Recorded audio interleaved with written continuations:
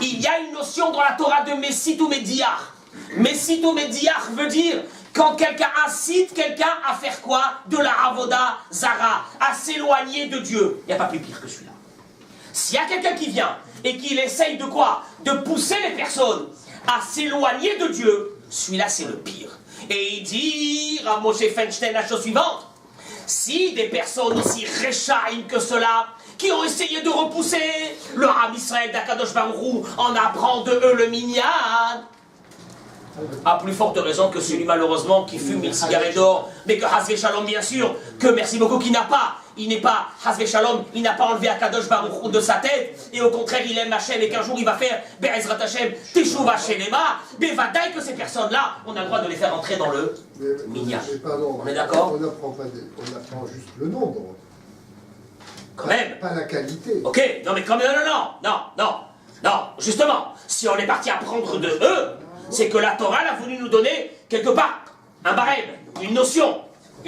En tout cas, c'est comme ça que lui, il le voit. Et il continue et il dit: je me suis toujours posé la question, comment se fait-il que Moshe Rabbeinu, qui a toujours appris il a essayé de se battre pour les béné Israël, comment se fait-il que dans cette faute des Meraglim, Moshe Rabbeinu ne demande pas de la miséricorde pour eux? La seule chose qu'il demande à Hachem, c'est de ne pas les tuer en une fois. Et il dit la chose suivante: il y a une notion dans la Torah, En Meginim les Messit ou Médiar. On ne trouve pas de circonstances atténuantes à quelqu'un qui repousse les autres de la Torah et de la Emouna d'Akadosh Baruch Hu. D'où on l'a appris? On l'a appris du serpent. Comment? Quand ils ont mangé le fruit, Hachem il est venu chez Adam, il lui a dit: alors, qu'est-ce que tu as fait? Il lui a donné la possibilité de quoi? De se défendre. Et il lui a dit: c'est la femme on met toutes les fautes, on les met, nos fautes à nous on les met sur les femmes. C'est la femme qui a... Il est parti voir la femme, il lui a dit: alors qu'est-ce que tu as fait? Elle lui a dit quoi? C'est qui? C'est le serpent. Mais quand il est venu chez le serpent, qu'est-ce qu'il a fait directement, Kadosh Baruch Hu? Il n'a pas dit: qu'est-ce que tu as fait? Arourata, directement, il a commencé à le maudire. Maudit parmi tous les animaux de la terre, tu vas ramper, etc. etc. Il n'y a pas, on n'est pas méguinim, on ne cherche pas de circonstances atténuantes. Rabotai, c'était ça les Meraglim. Et il dit: c'est pour cela que Moshe Rabbeinu n'a pas essayé de défendre les explorateurs. Parce que eux, ils ont fait quelque chose. Avec leur Lachon Hara qu'ils ont fait, ils sont arrivés à quoi? À éloigner le Ham Israël d'Akadosh Baruch Hu, de la Emouna d'Hachem. La croyance qu'ils avaient totalement à Akadosh Baruch Hu, à ce moment-là, elle est complètement détériorée. Et c'est eux qui ont causé cela. Et comme ils ont causé cela, il n'y a pas de circonstances atténuantes et on ne va pas essayer de les défendre. Et Moshe Rabbeinu n'a pas essayé un instant de les défendre à ces personnes-là. Et regardez, Rabotai, la conséquence. David, vous voulez voir c'est quoi la conséquence? Moshe Rabbeinu, Cyril, écoutez bien. Moshe Rabbeinu, 40 ans après, il dit la chose suivante. Il dit, Moshe Rabbeinu, que Vaishma Hashem et kol divrechem. Dieu a écouté vos paroles. Vaiktsof. Dieu s'est énervé et il a juré qu'aucun de vous ne rentrerait en Israël à part Kalev ben Yefouné. Ya'an Hashem Mileh Hare Hashem, parce qu'il a suivi la parole d'Hachem. Et là, Moshe Rabbeinu, il dit une parole, Rabotai, qui est terrible. Et qui, pour moi, si on n'explique pas ça, il y a un gros problème. Gam bi hitanaf Hashem biglalchem. Même sur moi, Dieu s'est énervé à cause de vous. Et il m'a dit, toi aussi, tu n'iras pas en Israël. Messieurs, je vous demande de prendre la paracha de cette semaine et de chercher est-ce qu'Akadosh Baruch Hu s'est énervé un instant sur Moshe Rabbeinu. Vous voulez le faire? Quand vous avez le temps tout à l'heure, vous sortez d'ici, vous cherchez. Il n'y a pas un mot que Dieu s'est énervé contre Moshe Rabbeinu. Or, Moshe Rabbeinu dans Devarim, qu'est-ce qu'il dit? Et sur moi aussi, Dieu s'est énervé avec cette histoire à vous, et il m'a dit: tu ne rentreras pas en Israël. C'est faux. C'est marqué nulle part.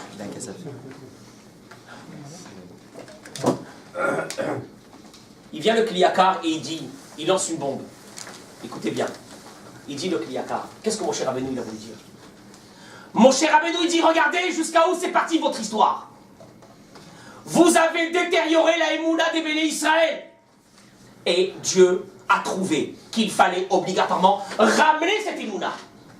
Et pour ramener cette émouna, qu'est-ce qu'il m'a demandé de faire?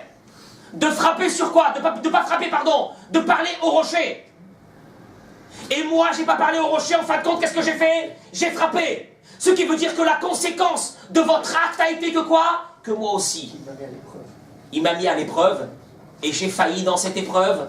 Mais à cause de qui cette épreuve? À cause de vous, parce que si vous n'aviez pas détérioré la émouna des béné Israël, en revenant ce soir-là et en pleurant, votre émouna serait restée la même que celle que vous aviez eue sur le mont Sinaï. Et on n'aurait pas eu besoin de refaire encore un miracle pour réanimer cette émouna. Eh bien moi, à cause de vous, Dieu a dû me demander de réanimer cette émouna. Et j'ai failli, je me suis trompé. À la place de parler au rocher, qu'est-ce que j'ai fait? J'ai frappé. Eh bien moi aussi, à cause de vous, dommages collatéraux, je ne suis pas rentré aussi en Israël. Non, grave et un homme. Le Kniakar, il dit ça, c'est terrible. Oui, c'est lui qui a frappé, personne ne lui a demandé de frapper. Non, mais ça c'est encore. Après, ça c'est encore de développer l'histoire. Qu'est-ce qui s'est passé quand on arrivera vers Ezrat Hashem à cette paracha? Mais en tout cas, s'il n'y avait pas eu ça, on n'aurait pas eu besoin d'arriver à l'histoire du rocher. Et Moshe Rabbeinu dit Gambi, Tanaf Hashem les morts. Il dit le Kniakar, Akadosh Baruch Hu. Il dit à Idio Ben Israël, Dieu il m'aurait jamais demandé de réanimer la émouna. Oui, encore. Il s'est trompé. Encore une fois, ce chirour là, sur le rocher, qu'est-ce qui s'est passé? Est-ce qu'il aurait dû parler au frère Ezrat Hashem, quand on arrive à ce moment-là de l'histoire du rocher, on reparlera comme chaque année, on a l'habitude de développer. Mais en tout cas, l'idée, elle est là. Que Moshe Rabbeinu a été dans la paracha de cette semaine, il a eu, entre guillemets, les conséquences vont être que quoi? Que c'est à cause de cette histoire-là que Moshe Rabbeinu n'est pas rentré en terre d'Israël. Je voudrais juste terminer par une chose. Le Sforno, dans Paracha Devarim, puisque c'est dans Paracha Devarim que l'histoire est ramenée, il dit le Sforno, il dit pourquoi la Teshuvah des béné Israël n'a pas été reçue? Amos, on est resté sur ça, oui? Bah oui. La Teshuvah, pourquoi elle n'a pas été reçue la Teshuvah? Et il dit la chose suivante. Et il dit, parce qu'il y avait ici un avon de Hilul Hashem.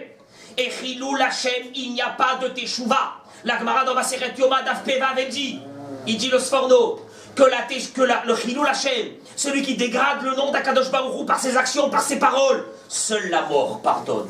Rien ne pardonne. Il n'y a pas de Kippour, il n'y a rien sur ça. Hilul Hashem. Donc encore une conséquence.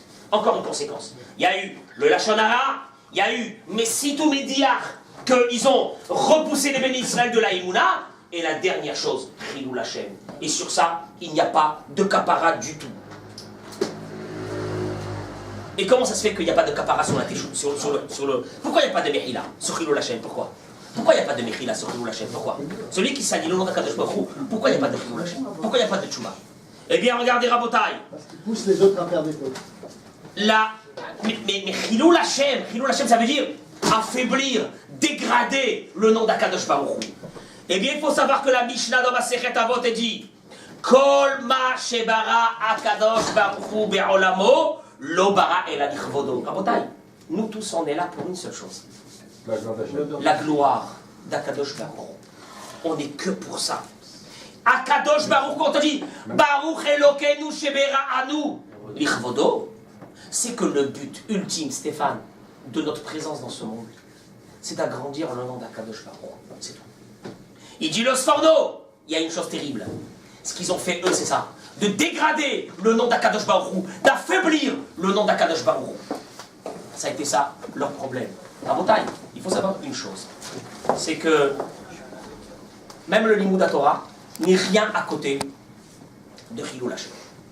Il faut savoir que la Gemara, elle raconte, et je termine avec ça, que la Gemara, elle raconte sur Rabbi Shimon ben Shattach une chose terrible.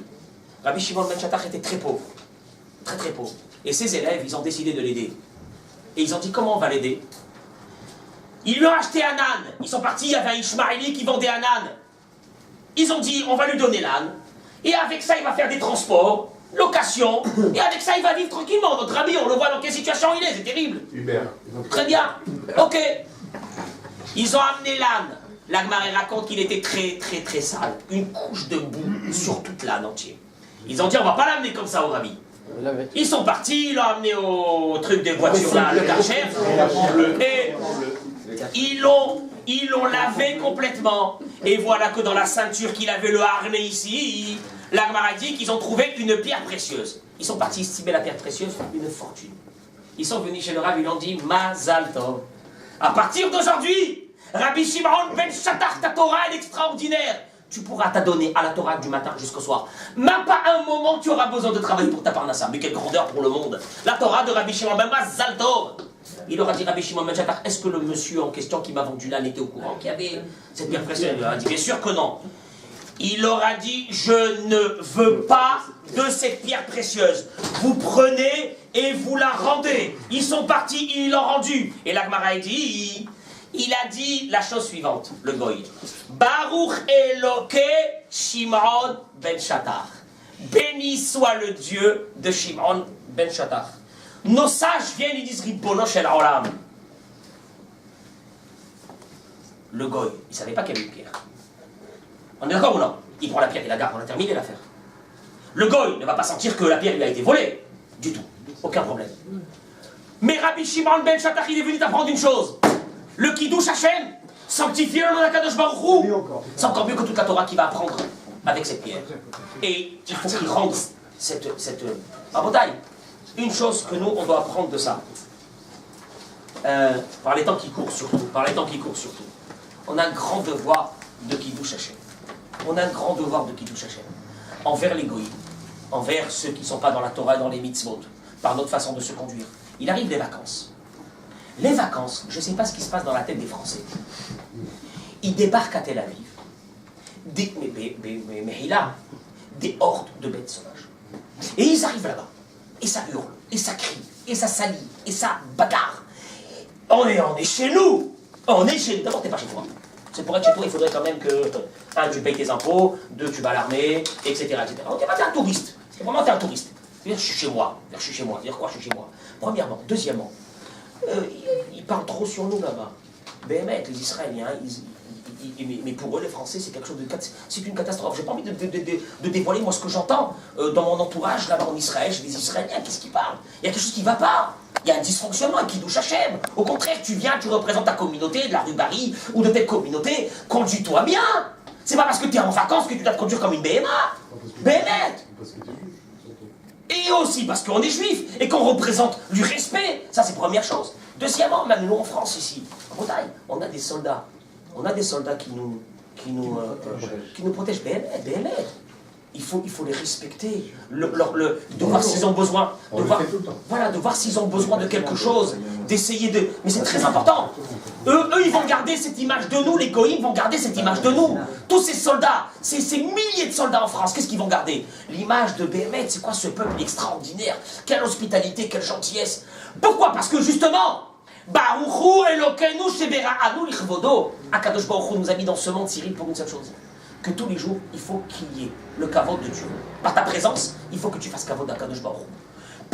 Alors plus encore, celui qui se met dans la Torah et dans les mitzvot, il a un devoir encore plus grand d'être Mekadesh Shem Shamayim. Avec qui? Avec ses cousins, ses cousines, sa famille qui sont loin de la Torah et des mitzvot. Parce que savoir une chose, le Hilul Hashem, regardez, vous voulez savoir qu'est-ce que c'est Kiddush Hashem? Regardez le Hilul Hashem. Pas de pardon. Ils n'ont pas eu de pardon. Ils ont fait Hilul Hashem, sinon ils n'ont pas eu de pardon. Il n'y a pas de pardon pour eux. Mon cher Rabbeinu, il était d'accord qu'il fallait le tuer. Une catastrophe. Ça veut dire quoi? Tu dis le Sforno. Hilul Hashem. Ils ont sali le nom d'Akadosh Baruch Hu. Ça, c'est une chose terrible. Encore une fois, ce que nous, on peut prendre au moins de cette paracha, c'est de faire très attention à notre conduite. Avec nos amis, dans la synagogue, dans chaque endroit. Se dire, allô, qu'est-ce qu'Akadosh Baruch Hu pense de moi à ce moment-là? Comment je me conduis? Comment je parle? Même quelqu'un m'a dit quelque chose de pas joli à la synagogue. Est-ce que moi j'ai le droit de lui répondre? De cette façon-là, on est dans un endroit kadosh. Ça s'appelle Hilul Hashem. Hilul Hashem. Hilul Hashem, il n'y a que la mort qui pardonne. Il n'y a rien qui pardonne, même Kippour, il ne pardonne pas la Gemara qui est dans ma série de Yoma. C'est pas des bêtises. Et éduquer nos enfants à toujours être comme ça, justement, dans ce Kiddush Hashem, de respecter et les juifs et de respecter les goïms. Mais vadaï qu'on a l'obligation de le faire. Un juif doit représenter la gloire d'Akadosh Baruch Hu. Je vous remercie.